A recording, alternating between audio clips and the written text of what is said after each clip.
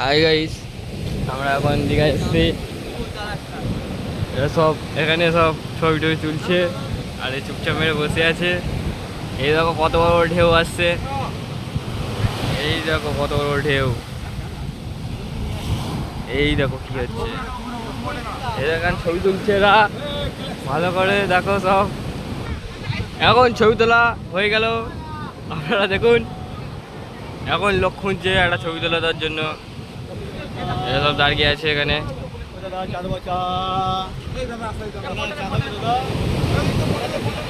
চাল আসছে, দেখো দেখো কত লোক এদিকে। এরা জানি কি ছবি তোলা বন্ধ হয় না, ছবি তুলেই যাচ্ছে ছেলেগুলো। ঝাড় তার বলতে ছবি তুলে দাও। দীঘা এটা,